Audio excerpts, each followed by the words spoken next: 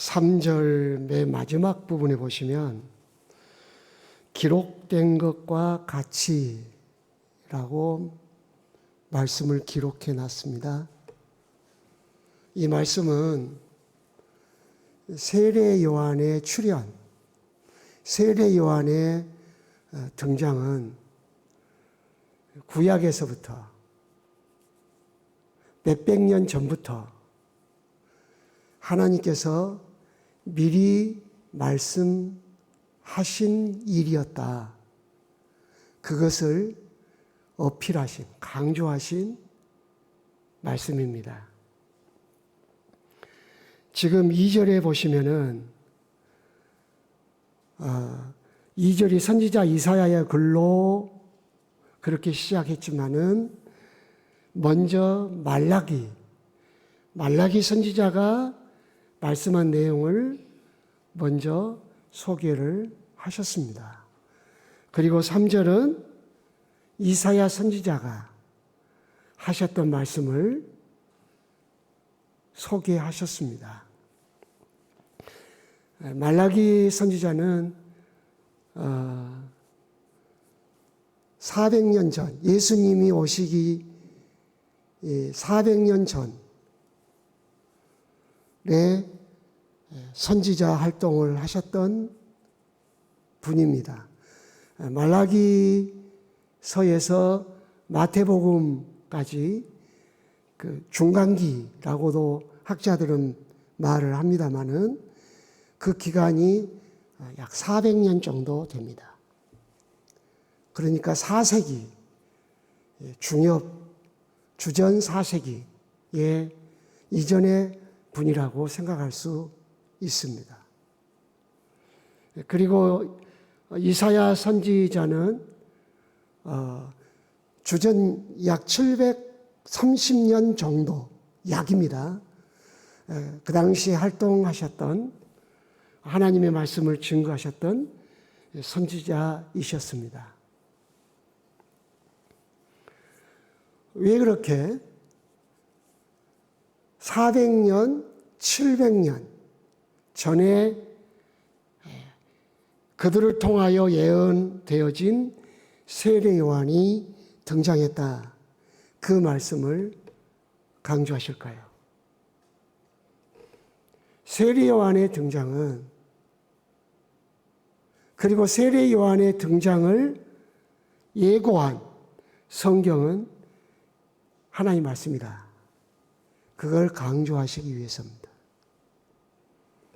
하나님은 역사에 매이지 않으십니다. 그의 말씀은 하나도 땅에 떨어지지 않습니다. 세대가 바뀌고 역사의 흐름이 탕류처럼 변화무쌍하게 흘러가도 하나님의 말씀은 여김없이 성취되고 이루어진다. 그 말씀을 하시면서 우리들에게 하나님께서 하신 말씀들을 믿고 신뢰하고 기다리는 그리스도인이 되어야 한다 하는 것을 강조하십니다. 400년 전에, 700년 전에 예언된 세례 요한이 그 말씀대로 출현했단다. 단순히 그 말씀이 아닙니다. 이 말씀은 구약 전체에서 예시된 예수 그리스도는 분명히 오실 것이고 그분이 하나님의 거룩한 구속 경륜을 성취하실 것이다. 그것을 말씀하신 겁니다. 세례 요한에 대한 말씀은 예수님을 말씀하기 위한 먼저 강조하신, 설명하신 말씀이라고 볼 수 있습니다. 이 말씀은 복음의 시작이라는 단어와 밀접한 관련이 있습니다. 오늘 본문에 읽으신 본문의 내용 구성을 가만히 들여다보면 세 가지로 되어 있다는 걸 금방 알 수 있습니다. 2절, 3절. 2절과 3절은 세례 요한의 등장이 하나님께서 이미 말씀하셨던 그대로 이루어졌다. 그걸 말씀하신 거고, 4절, 5절, 6절은 세례 요한의 활동, 우리에게 소개해 주고 있어요. 그리고 7절과 8절. 세례 요한이 뭐라고 전파했냐? 그 내용을 세례 요한이 전파한 주제, 제목, 도대체 뭘 전파했냐? 그것을 소개하고 있습니다. 그러면 이 말씀들이 하나님의 아들 예수 그리스도의 복음의 시작이라 라는 말씀과 관련돼서 올바르게 이해되고 그리고 은혜를 입고 그것에 근거한 신앙생활을 하기 위해서는 제일 먼저 세례 요한의 등장은 400년 전, 700년 전 하나님께서 선지자를 통해서 하신 말씀이 성취된 것이다. 그것을, 그 내용을 믿어야 한다는 겁니다. 그 내용이 뭐냐 하는 겁니다. 그 내용은 단순히 세례 요한의 등장을 말하는 게 아니라 지금 복음의 시작이다 그랬잖아요. 세례 요한을 이어서 세례 요한이 선포한 예수 그리스도의 등장의 이유, 목적, 그것들을 설명하는 것이 담겨 있다는 겁니다. 그래서 말라기는 뭐라고 했는지, 이사야는 뭐라고 했는지 살펴볼 필요가 있는 것입니다. 2절에 보시면 보라 내가 내 사자를 내 앞에 너 앞에 보내노니 그가 너 길을 준비하리라. 지금 만군의 여호와께서 내 사자를, 하나님의 사자를 너 앞에 2인칭을 쓰셨어요. 너 앞에 보내노니 그가는 누구를 지칭해요? 내 사자. 여호와 하나님이 너 앞에 보낼 그 사자. 그가 너 길을 준비하리라. 자, 만군의 여호와께서 그의 사자를 보내시는 것과 관련돼서 누구에게 포커스를 두죠? 보내실 사자요? 아니면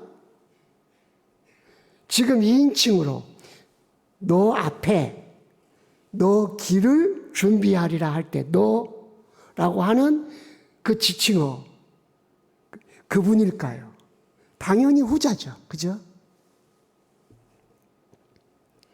지금 세례 요한을 말라기 선지자를 통해서 말씀하신 것 같지만은 여호와 하나님은 누구에게 관심이 있어요?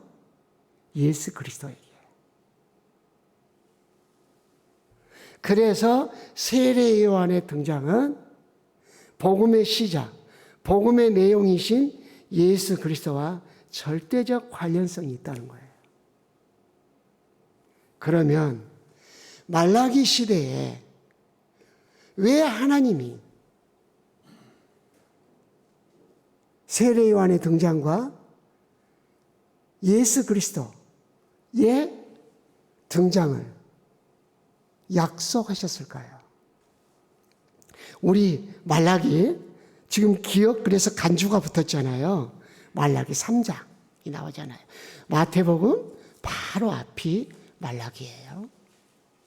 그 말라기를 한번 봐요. 3장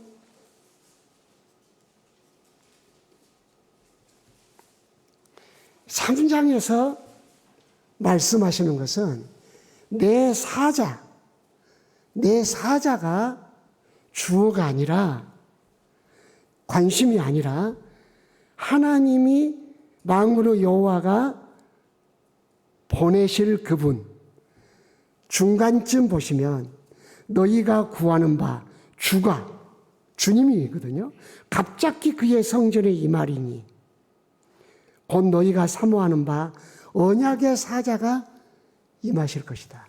주님이 임하신다는 거예요. 이 말씀이 말라기 시대에 왜 필요했고 중요했는가? 말라기 시대는 이스라엘 백성들이 바벨론에서부터 돌아와서 성전을 회복하고 예루살렘 성벽을 재건했어요.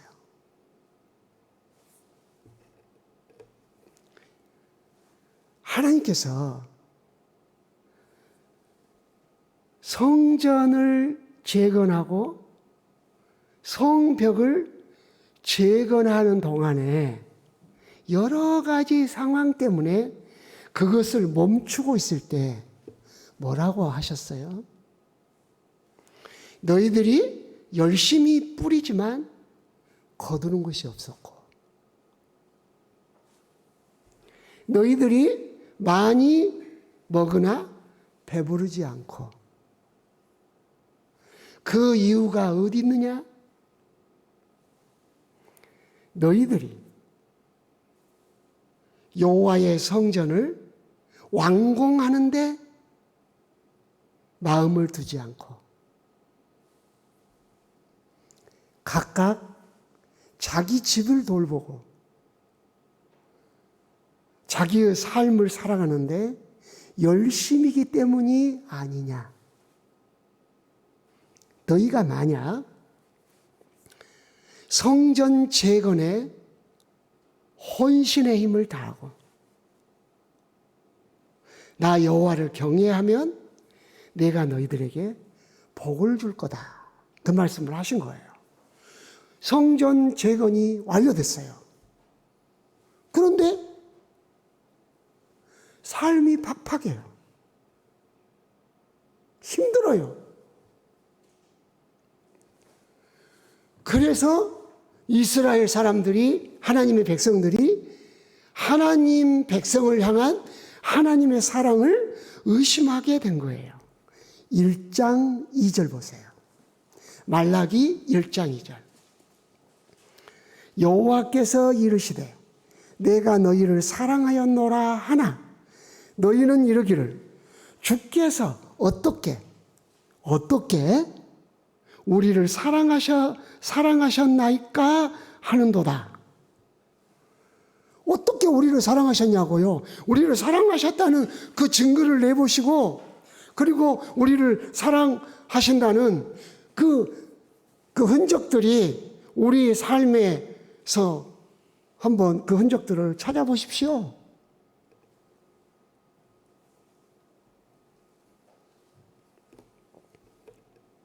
하나님의 사랑을 의심하고, 그리고 하나님의 그 백성을 돌보시는 은혜에 대해서 의구심을 가진 거예요. 그래서 그 의구심이 성도들의 신앙생활에 엄청난 영향을 끼쳤어요. 그들은 하나님의 사랑을 무엇으로 계산을 했냐면, 먹고 살기에 편한 것, 환난과 질고가 없는가? 조금만 뿌려도 100배의 결실을 거두는가? 우리가 꿈꾸는 것이 다 이루어지는가? 그렇게 생각한 거예요. 그래서 하나님을 섬겨봤자 효과가 없다. 그렇게 생각한 거예요. 그래가지고 어떻게 됐어요? 이제 6절부터 하나님이 본격적으로 이스라엘, 그의 백성의 죄를 언급하십니다. 나를 공경함이 어디 있느냐? 나를 두려워함이 어디 있느냐?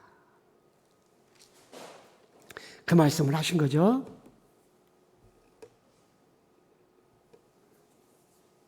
그러면서 하나님 앞에 헌신해야 할 헌신을 제대로 안 하는 거예요. 드리는 제물에 문제가 생겼어요. 이거 드려봤자 효과도 없는데 그런 마음을 가졌어요. 그래서 하나님을 경외하는 마음에 경외하는 태도에 문제가 생기고 또 하나님께 헌신하는 신앙생활의 헌신의 정결함, 순결함, 순수함이 사라졌어요. 그래서 이제 재물 이야기를 막 계속 하세요.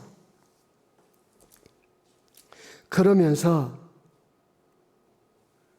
하나님께서는 나에게로 돌아오라. 그렇게 말씀하셔요. 그러면서 3장 16절 보세요.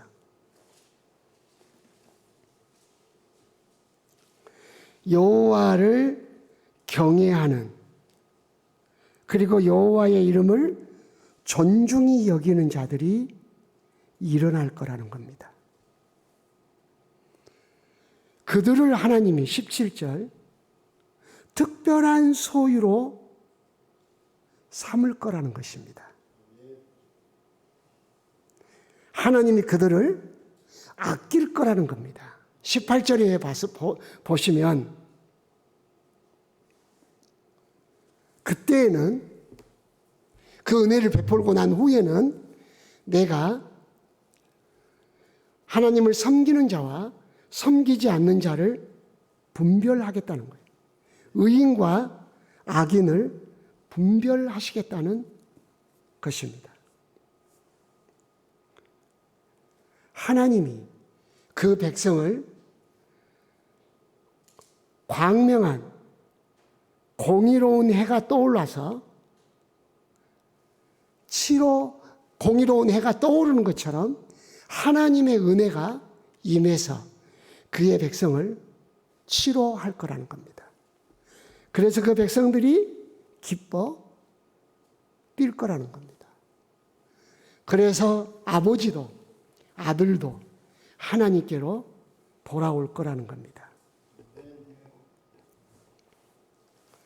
자, 이것을 세례요한의 등장 그리고 주님이 그 성전에 임재하심으로 말씀을 하셨어요. 우리가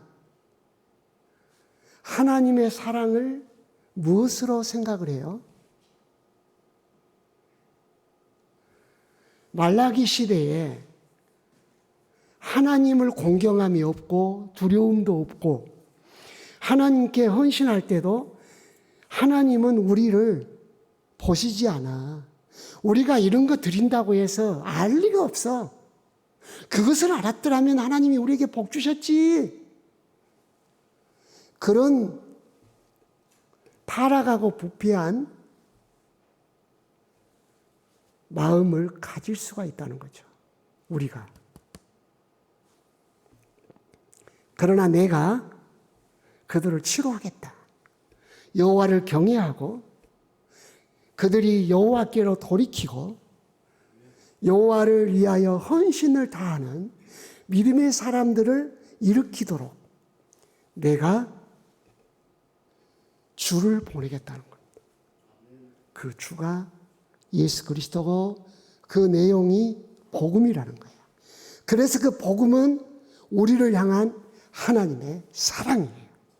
그래서 성령으로 말미암아 복음, 예수 그리스도를 믿는 자들은 나를 향한 하나님의 사랑을 의심하지 않는 것이 특징이에요. 그들이 성전을 재건하고 예루살렘 성벽을 재건했어도 그들에게 있었던 신앙의 모순, 하나님, 자기들을 향한 하나님의 사랑을 의심하는 것이었어요.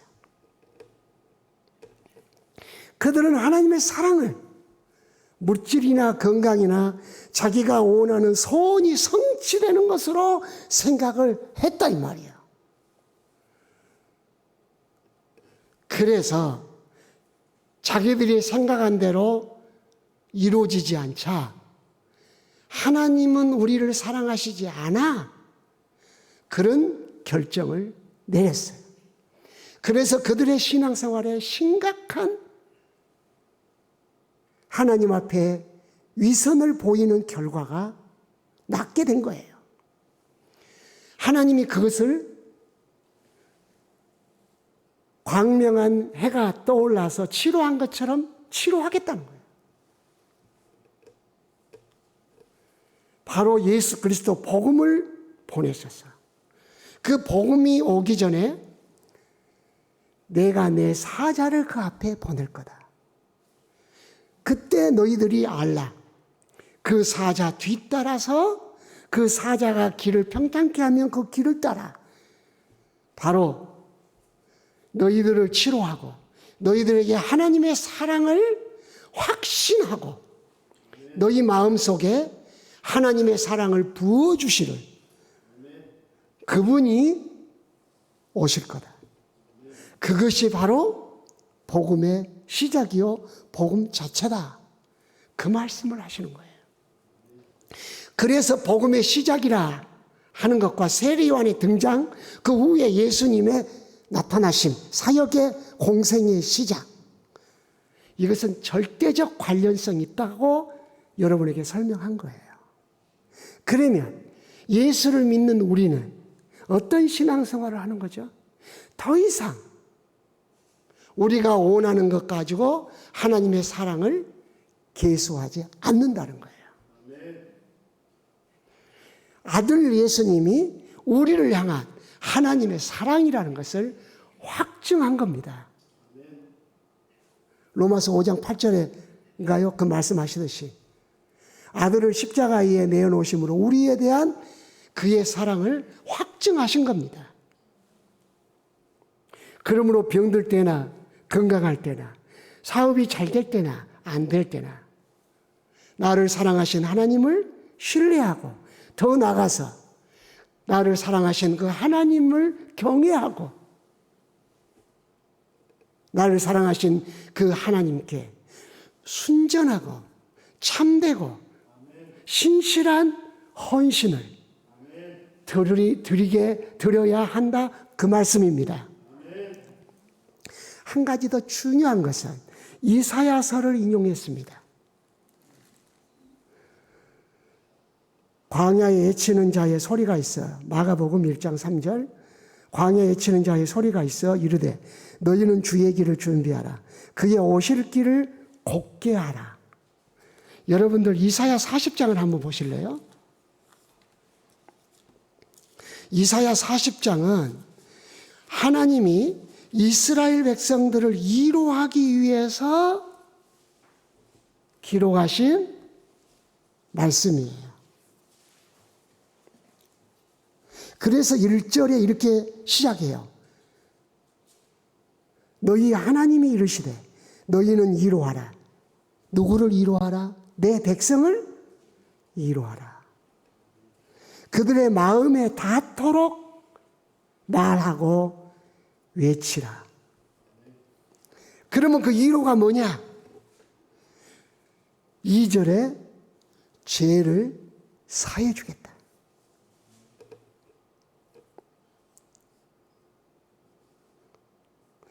그리고 5절에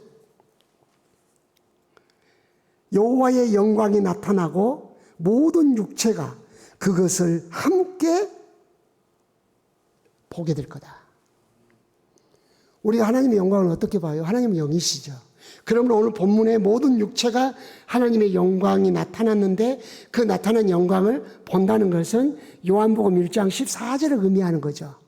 말씀이 육신이 되어 우리 가운데 오셨는데 그 영광이 하나님의 영광이시라고.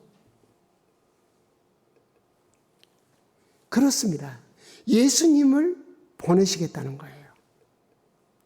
하나님의 영광을 볼 수 있게 주겠다는 거예요. 이게 뭐죠? 죄를 사할 뿐만 아니라 이스라엘 백성들은 계속 죄 문제 때문에 고난을 겪었거든요. 가나안 땅에 사는 날 동안에도 하나님께 범죄해서 계속 징계를 당했어요. 하나님의 진노를 샀어요. 하나님을 기쁘게 못 해드렸어요. 그들은 바벨론 포로가 되어야만 했어요. 그래서 하나님이 단번에 영원한 속죄를 예수님을 통해서 해주겠다는 거예요. 그 예수님이 누구냐? 하나님의 영광이 이 땅에 임했는데 너희들이 육체로 볼 수 있는 그 영광으로 그렇게 임하실 것이다. 말라기도 주께서 갑자기 그의 성전에 임하신다 그랬잖아요. 요한복음 1장 14절 제가 읽어드리면 말씀이 육신에 우리 가운데 거하시며 우리가 그의 영광을 보니 아버지 독생자의 영광이요 은혜와 진리가 충만하더라 라고 하셨어요.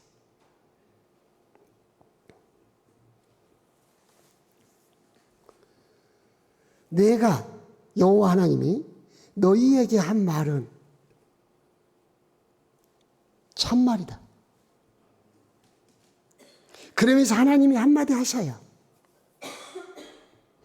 6절에 모든 육체는 풀이다. 그리고 들의 꽃과 같다. 8절에 말씀하셔요. 이사야 40장 8절이에요. 풀은 마르고 꽃은 시드나 우리 하나님 말씀은 영원히 선다.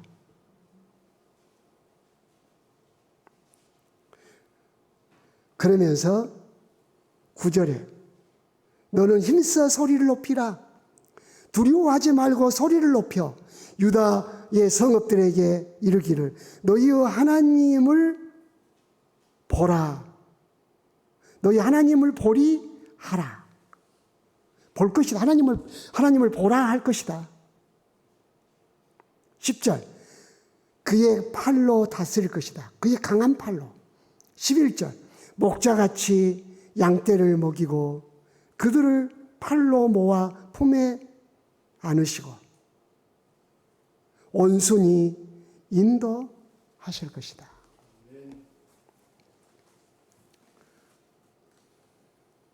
이사야서에 이사야서와 말라기서가 서로 메시지를 완성해요. 말라기서는 우리를 치료해 주셔서 그 주님이 임하셔서 우리를 치료해 주심으로 우리가 하나님께로 돌아가게 된다는 거예요. 그래서 더 이상 하나님의 사랑을 의심하지 않는다는 거예요. 그리고 하나님께 깨끗하고 순결하고 정말 온 마음을 다하여 헌신을 드리는 종들이 된다는 거예요. 근데 이사야서는 하나님이 이스라엘 백성들을 위로해 주시는 엄청난 위로가 뭐냐? 죄를 사해 주시는 거라고 그랬어요. 그 죄를 어떻게 사할 거냐? 하나님의 영광을 가지신 분이 이 땅에 임하여서 너희의 죄를 사할 뿐만 아니라 강한 팔로 너희를 다스리실 것이다. 그리고 목자가 되셔서 너희들을 품에 안고 인도하실 것이다.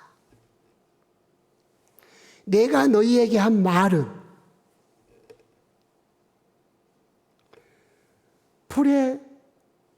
풀과 꽃과 같은 것이 아니다.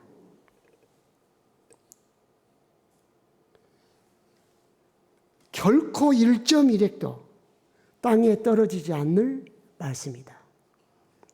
그래서 다음에 베드로전서 그 1장에서 이제 베드로전서 1장에서 하나님 말씀에 대한 권위, 그걸 어떻게 설명해요? 항상 있고 살아있는 하나님의 말씀으로 우리가 거듭났다. 하나님의 말씀은 항상 있고 살아있다는 거예요. 모든 육체는 풀과 같고 그 모든 영광은 풀의 꽃과 같으니 풀은 마르고 꽃은 떨어지되 25절 오직 주의 말씀은 세세토록 있도다. 너희에게 전한 복음이 곧 이 말씀이다. 자, 이사야 40장에서 하신 말씀이 복음이거든. 그 복음은 결코 없어지지 않고 성취되고 완성되고 이루어질 것이다. 그 말이에요. 우리가 하나님의 위로를 어떻게 받아요? 하나님의 방식이 있어요. 우리를 위로하시는. 우리는 우리를 위로하시는 하나님의 그 위로를 육체적, 인간적 생각으로 접근을 해요. 하나님 이번에 저 복권 당첨해갖고 위로 좀 해주세요. 하나님 그런 식으로 안 하시는데. 그 아들 예수 그리스도, 하나님의 영광을 가지신 예수 그리스도를 보내사 우리의 죄를 속량하시고 그분이 우리의 목자가 되게 하심으로 우리를 위로하신다. 누가 하나님의 위로를 받고 살 거냐? 하나님의 위로가 등장했다. 그것을 세례 요한의 등장을 통하여 우리에게 알려주시는 거예요. 그래서 그것이 복음의 시작이라고 하셨어요. 이 복음은 하나님의 말씀이에요. 죄를 사해 주시는 하나님의 영광을 가지신 독생자 예수 그리스도가 오셔서 죄를 사해 주시고 우리의 목자가 되어 주시겠다. 이것이 이스라엘 향한 하나님의 말로 다 할 수 없는 위로예요. 최고의 위로예요. 제사함 받지 못하고 예수 그리스도를 목자로 모신 양이 되지 못하면 우리의 인생은 끝장이에요. 인생의 최종적 실패는 하나님의 나라에 들어가지 못하는 거예요. 인생의 최종적 위로는 하나님 나라에 들어가는 거예요. 우리가 위로를 받아야 돼요. 예수 그리스도를 통해서 속죄하시는 하나님의 은혜, 그것이 우리를 향한 하나님의 위로예요. 예수 그리스도를 이 땅에 보내주셔서 죄를 속량하게 하시고 우리의 목자가 되게 하신 것이 우리를 향한 하나님의 최고의 위로예요. 이사야서를 통해서 선포하신 위로예요. 하나님의 아들 주님을 이 땅에 보내셔서 우리를 회복시키신, 그래서 우리가 하나님께로 돌아가는, 그래서 더 이상 하나님이 우리를 사랑하는 걸 의심하지 않는, 그래서 하나님을 섬기되 나를 사랑하신 하나님을 섬기되 순결하고 청결하고 순전한 마음을 갖고 섬길 수 있게 되는 이 회복의 역사가 일어난다는 겁니다.